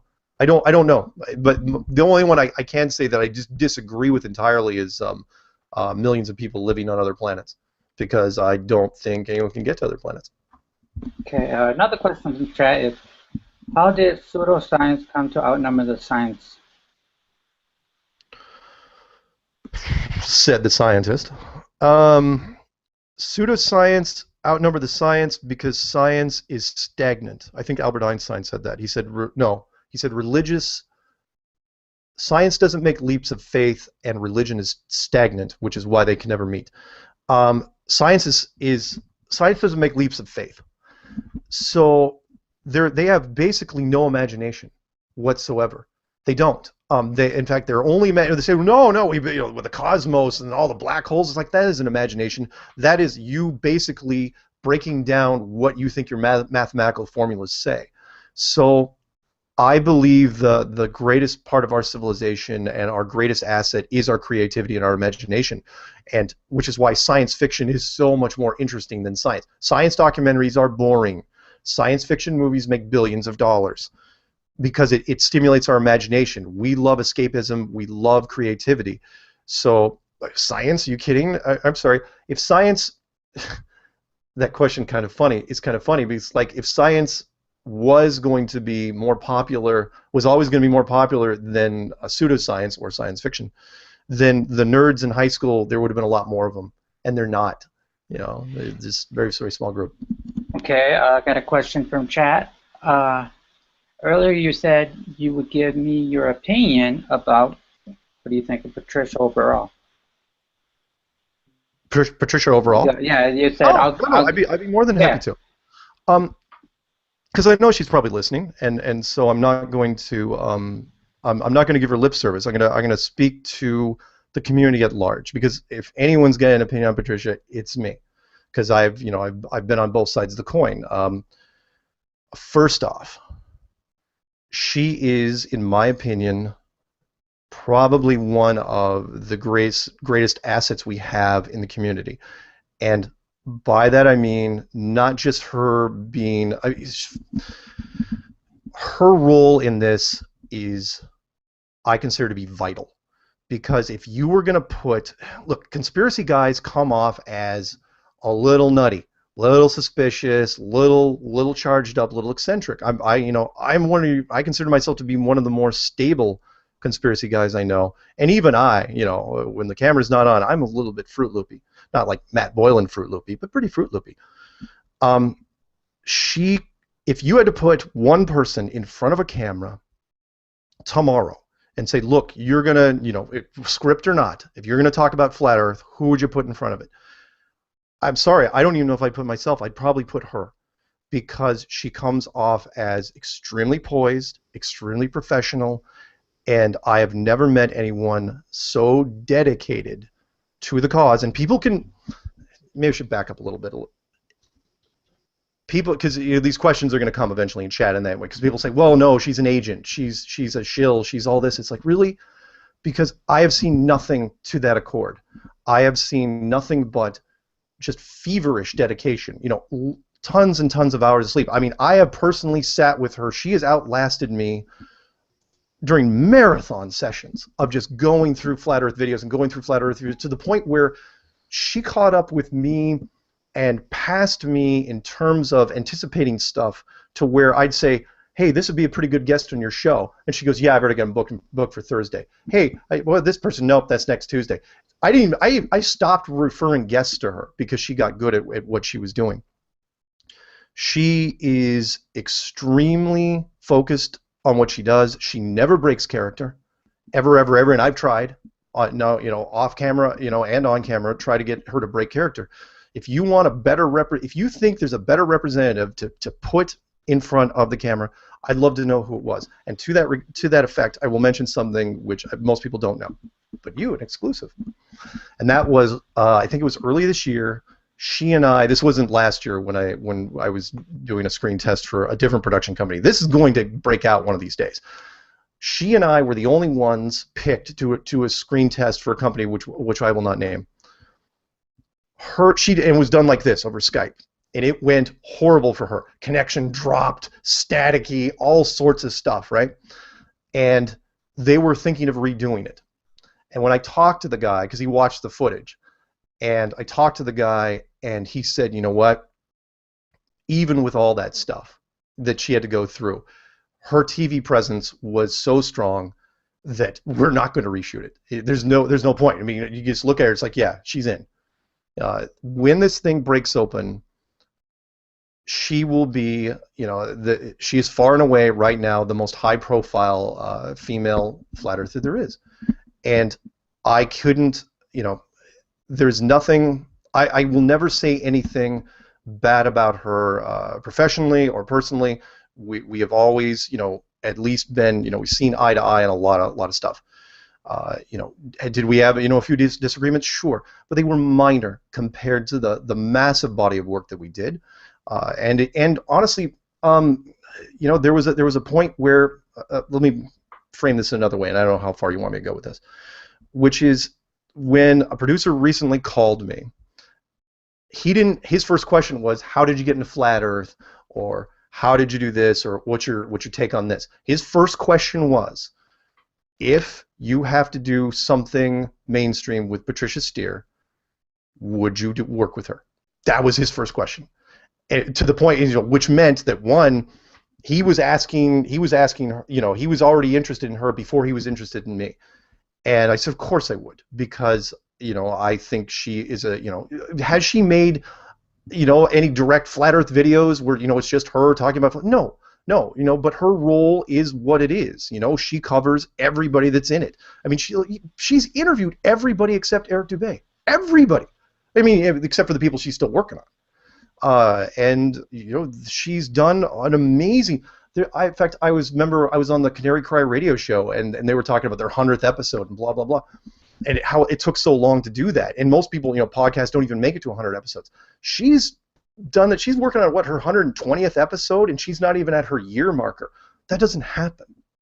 So I don't know what else you want me to say. She's top notch, and I hope, and my only fear is that something happens and that she drops out. I don't think she will, but I would hate to see that, because if you and this is for, again, the people that hate her and do all the, you know, say all these bad things, make videos about her. I was like, look, if she drops out of this, it will be a huge loss to the community. You don't want that to happen. She is not an agent. She does not work for the government. Trust me when I say this. She does not fit the profile. That being said, I will say that she is one of the more unusual, super strange women I've ever met. And yeah, there's things about her that still confuse me to this day. But the same can be said about me, looking from the outside. So, you know, even those things, you know, heck, I'll even go so far as to say this, you know, to this other people, you know, the rumors have been out there. It's like, you know, it's like, is she a robot? No, probably not. Is she an alien? No, probably not. Is she a government? You know, she worked for any version of.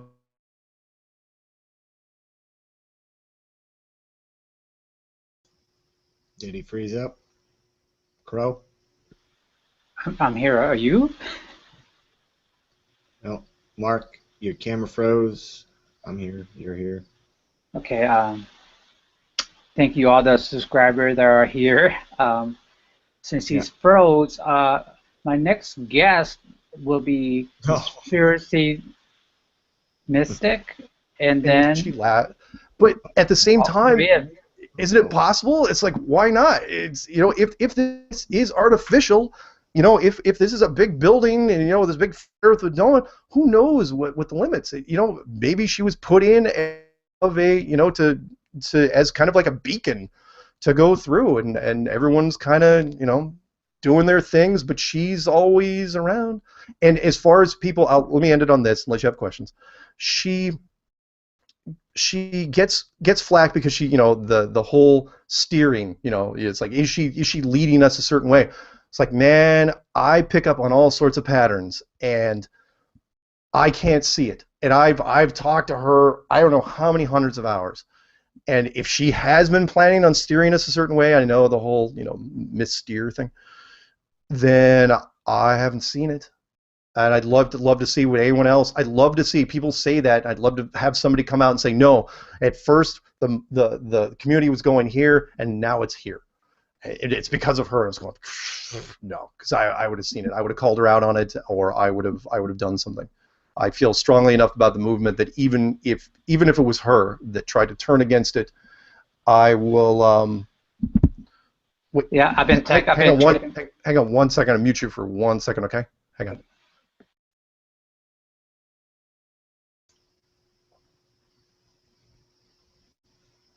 So who's the next guest, Crow? Sorry, 30 minutes? Is that okay?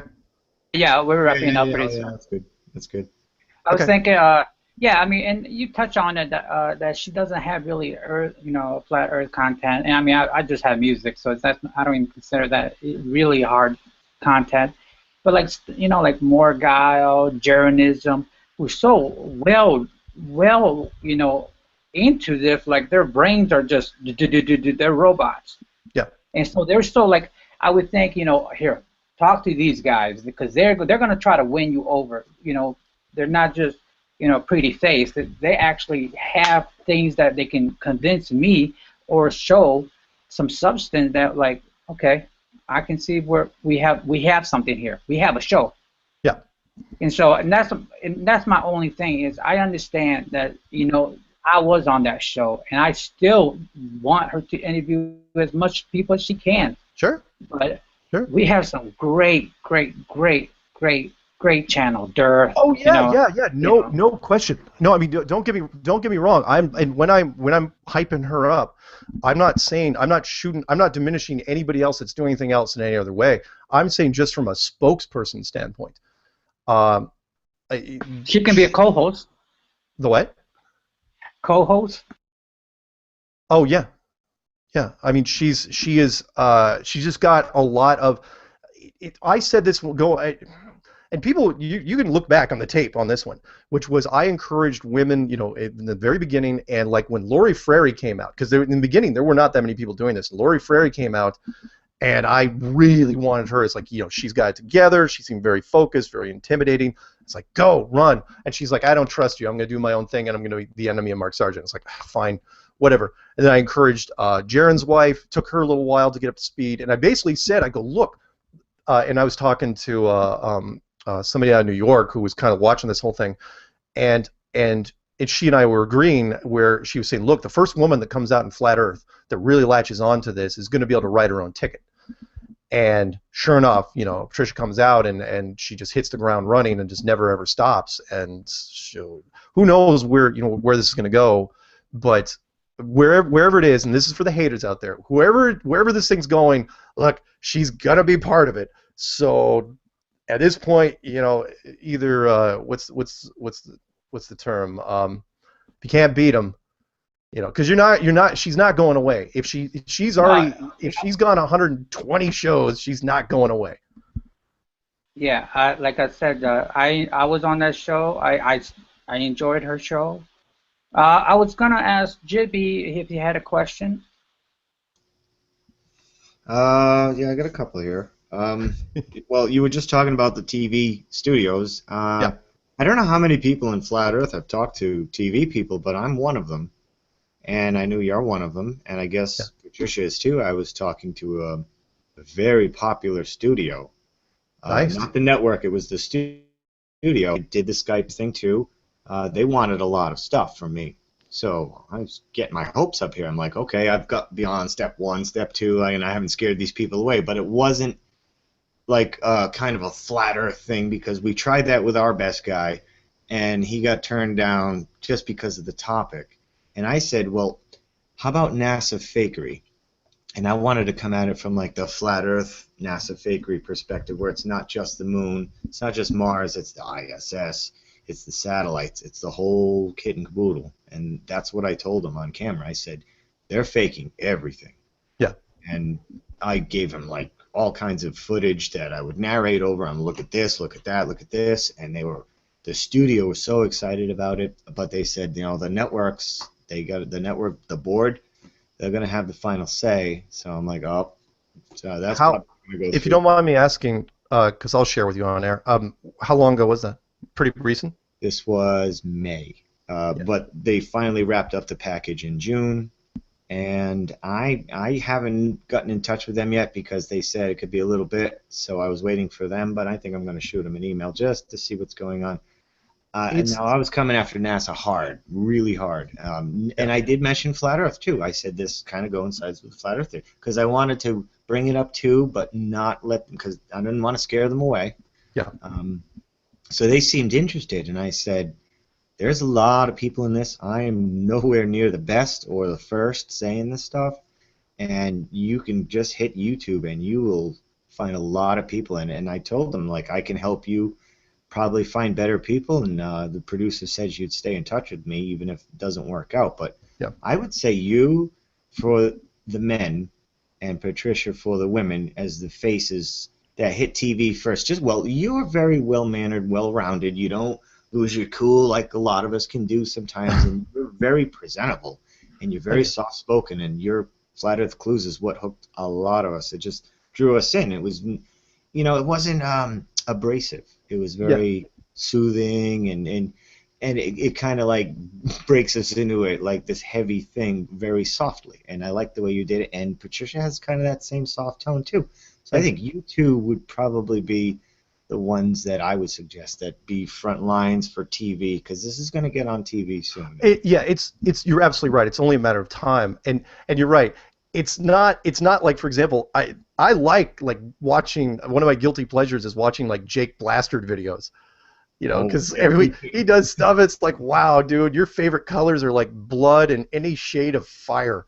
That's awesome. But at the same time, no network's going to touch that with a 10-foot pole. But you're right. Which is why I'm doing now, because I'm really trying to take this to a feverish pitch if I can, which is the reason why I'm doing the stats every freaking day is because we've gotten to the point now where the numbers are too tasty for someone on the outside. People smell money. They do. And I'm not saying that the flat earthers should sell out, but I'm just saying no. There's blood in the water, and there's guys out there that are going, yeah, because it's virgin territory. Nobody, these numbers are so big. It's like, what do you mean nobody's made a nickel off this? What do you mean there's no merchandise, no books, no DVDs, no television shows, no documentaries, no made-for-TV movies? What do you mean there's none of that?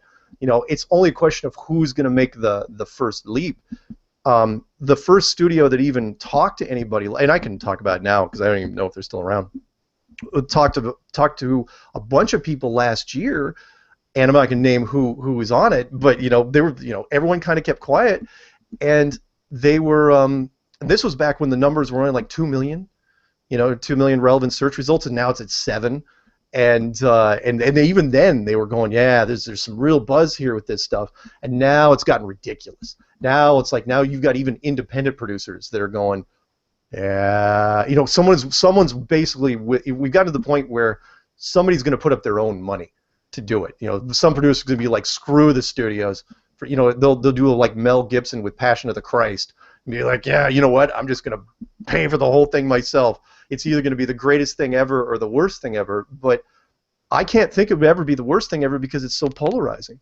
So great, honestly, that's fantastic that, it lets me know that and I'm sure there's other people that have talked to other people and they're just not saying anything. I mean, the deal that happened last year, literally nobody said anything. And some of these guys that were picked, they were shoulder tapped to be part of the team, they did screen tests. Some of these guys were not friends with other guys, but they didn't care because because that's when it takes it to the next level when I say that things kind of get unified. It's like, look, and I've said, look, which is why I'll say this on air in your show here, which is like Eric absolutely will be shoulder tapped, but he cannot move to the next level until he drops the anti-Semitic stuff, because it's like, look, it takes away from your message. If you're gonna do flat Earth, do flat Earth.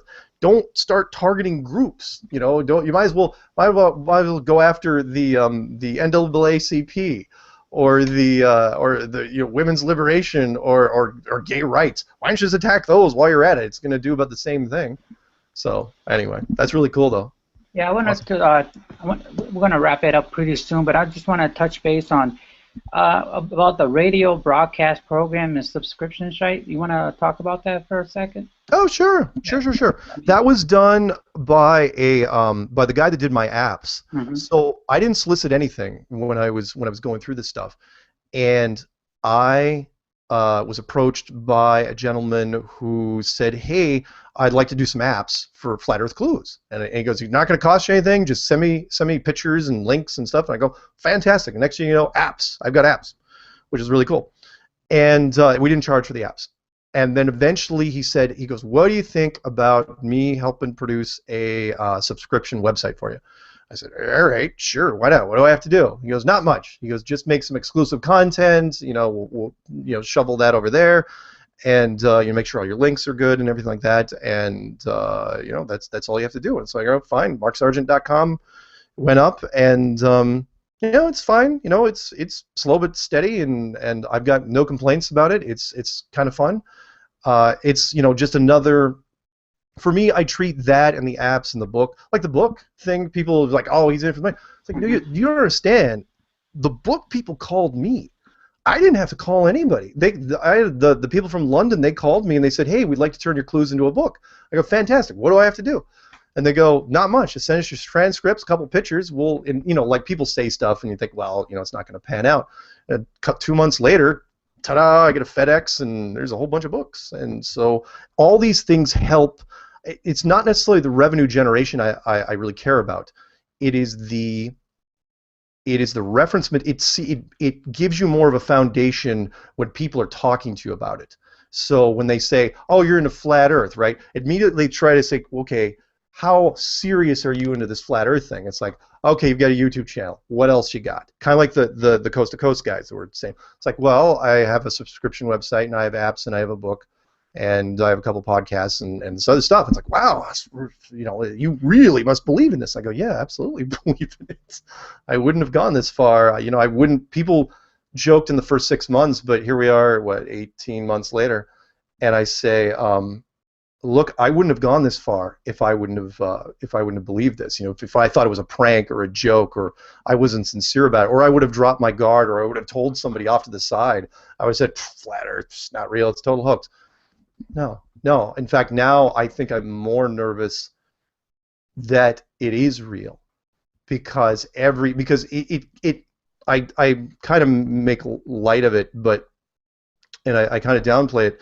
Because I try to, one of my strengths is I don't let big events hit me as hard as other people. But in this case, it's tough not to sometimes, because I think what happens when the world does change? What happens when all of a sudden, part of me is really worried that all of a sudden I'll wake up and learn that Boeing is going to sue NASA, or they're launching an investigation because they're not convinced that they were, they of course won't say flat Earth in the investigation, but they'll say some wrongdoings, funds that weren't spent in the right place. That's how it'll start, and then all of a sudden you'll get some weird subcommittee, and then it gets ugly from there. But yeah, I have no idea what the original question was. Okay, I got 2 more questions. What would you say to the people that think you're delusional for believing this? Delusional? Well, yeah. That's the word on the street. That I'm that I'm insane. Not you, but flat earthers. Oh, the flat earthers. Okay, I will tell them what I've been telling people the last month, which is I had my doubts. Again, the T-shirt I think is long coming, and that is I am into Flat Earth because I tried to debunk Flat Earth. Everybody that's in it tries to go against it first, which you can't say about any other thing. I mean, Scientology. Lots of people join Scientology because they think it's the greatest idea ever, right? And they get like a 10-15% dropout rate or something like that. We have almost a non-existent dropout rate. That shouldn't be possible for a theory like this. Even your best conspiracy theories have dropout rates, and we don't. Find me. Why is it not a delusional thing? Because of all the subject matter experts that have come out in various fields. Because there is no one. There was only one guy up until maybe yesterday, as far as I knew, one guy that went to Flat Earth. If you can, here's the thing. Find the people that asked that question haven't looked inside Pandora's box.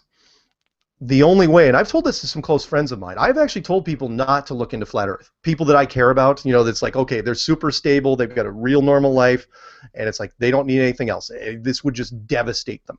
They would just wreck. It would wreck their life. So I don't tell some of those people. It's like you gotta find out. You're gonna find out through mainstream. I'm not gonna help you out here.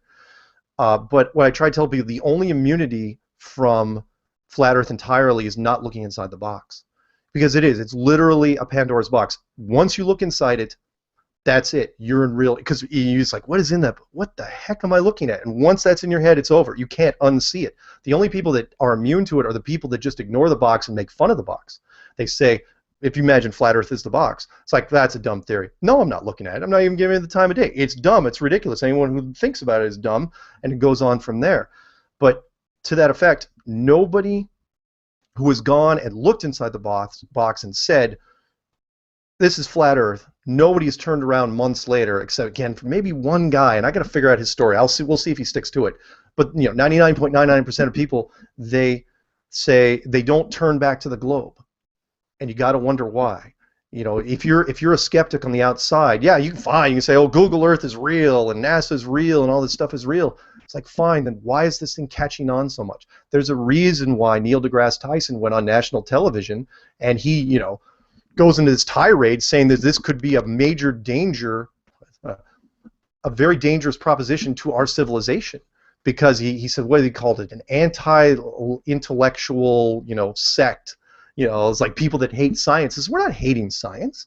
We're just saying that science isn't absolutely right. And let me throw one more thing in there, which he was the one that said, and I can't wait to meet him, even though he doesn't debate people, where he said that science is right whether you believe in it or not.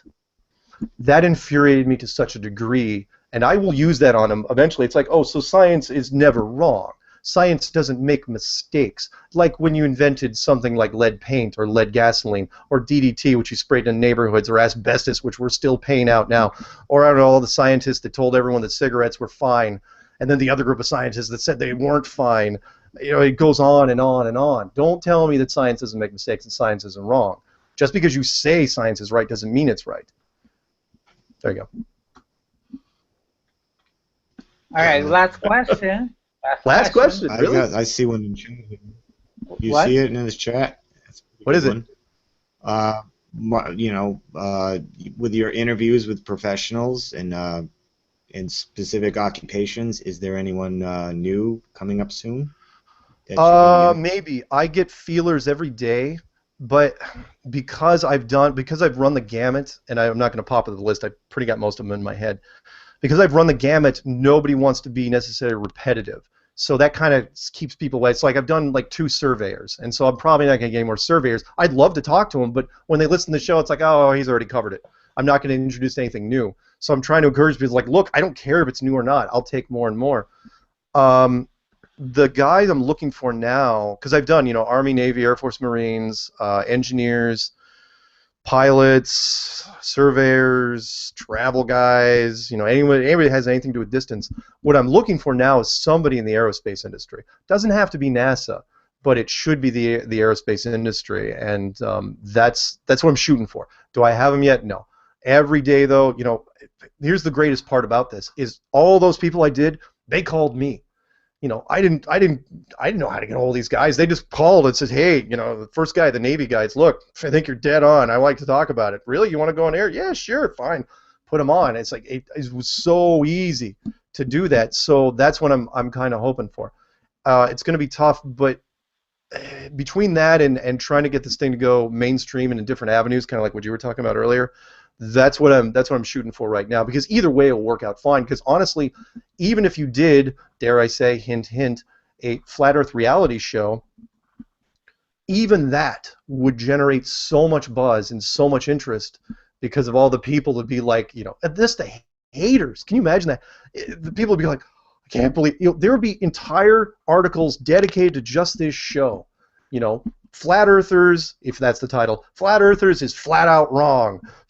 All the flat jokes. Flat Earthers falls flat, in my opinion. All this crap. But every one of those articles will just generate more and more and more. People are going, why do these guys sound like they're so serious? And then, then it'll happen. So we'll see. It's just such money-making potential. I know!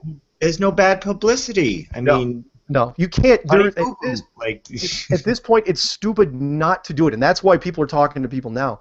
Because for example, I mean, we've made, especially in the United States, if anyone's listening to this outside the United States, we make shows about everything now. There's probably, it wouldn't surprise me, an underwater basket weaving housewives reality show in the works as we speak. If you can make a show like that, I mean, everyone knows a reality show, you look on television going, really? Really? We're actually doing it? And it's in, its fifth season? Whatever you're talking about? Because it's never, once it catches on, this show, how much worse could it be? I mean, Bruce Jenner, when he became a woman, that's a show right there. Not only just a show, a very, very popular show. Flat Earth, all cute. Would generate so much polarization that people would lose their minds. I can imagine like a couch full of 6 people. 4 of them are just throwing stuff at the screen, go, these guys are idiots, drinking beer. And 2 people all of a sudden go, hey, you know what? That's not bad. That's an interesting theory. And then all of a sudden the arguments. It's like, are you nuts? These people are insane, and you're insane for even agreeing with them. And then the fight, I can see fights breaking out, literal fights between flat earthers and globalists. I just love the potential of it. Anyway, that's my. Okay, all right. So you got anything you want to end this show before we let you go? Yeah. Let me do a quick. I've already done plugs for everything except for the Truth Frequency Radio, which I do Strange World on. Quick little shout outs to the people that I've mentioned in the show so far. Hopefully they were listening. Patricia Steer, of course, because she asset to the community. Hope nothing ever changes in her camp. Orphan Red for sticking her neck out and being the feisty underdog that never says die. Love it. Don't ever change. And of course, Melody Sadawi up in Victoria, who has stolen my heart as of late. So there you go. Are you going to propose? Oh, I don't know about that. Okay. But thanks for throwing that out. Yeah, just putting pressure on you. I want to say, everybody, thank you so much for coming. My next guest on my next episode is Conspiracy Mystic, and then it's going to be Validation Boy. So thank you so much for everybody coming, and especially Mark. Thank you so much. Very welcome. Thank you for having me, man. No problem. Great.